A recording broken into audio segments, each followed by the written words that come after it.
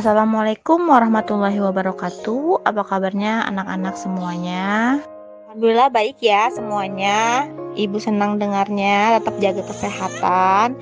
Baik, materi kita bab 5 hari ini, bab terakhir di kelas 8 semester 1. Sebelum kita memulai pembelajaran hari ini, alangkah lebih baiknya kita berdoa terlebih dahulu. Berdoa dimulai.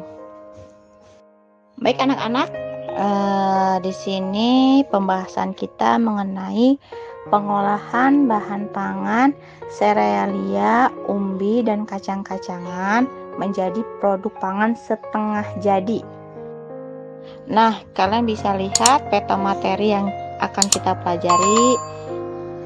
Ada pengertian, jenis dan karakteristik, terus teknik pengolahan, terus tahapannya pengolahan. Sebelumnya kita harus tahu dulu ya apa itu pangan olahan. Jadi pangan olahan adalah makanan dan minuman hasil proses dengan metode tertentu dengan atau tanpa bahan tambahan pangan.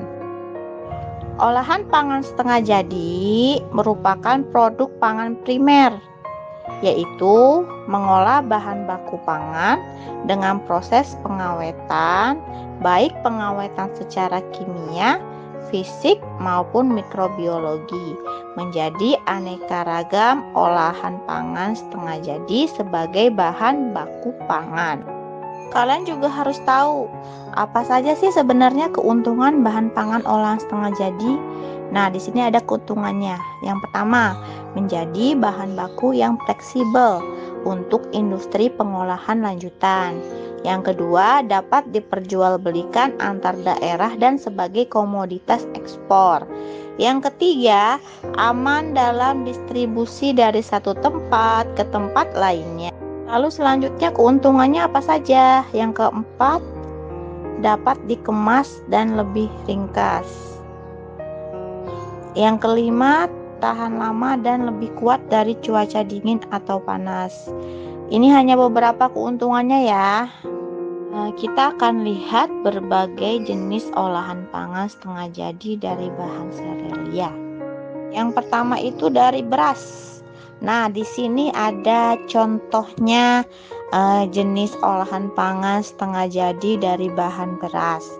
Yang pertama, kerupuk gendar, rengginang, tepung beras, bihun, beras instan.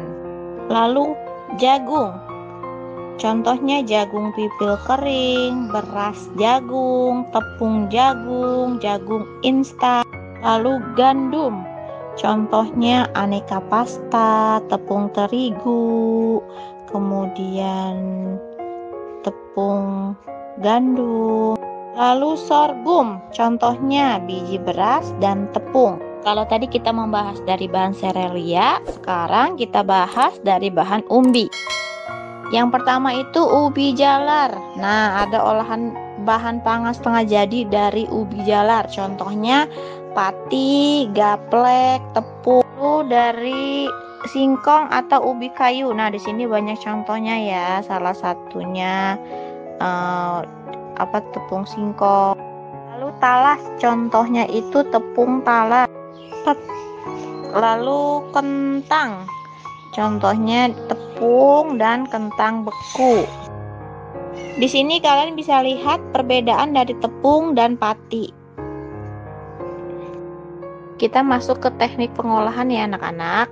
Serealia, kacang-kacangan, dan umbi memiliki berbagai macam karakteristik, sehingga teknik pengolahannya pun tidak bisa dengan teknik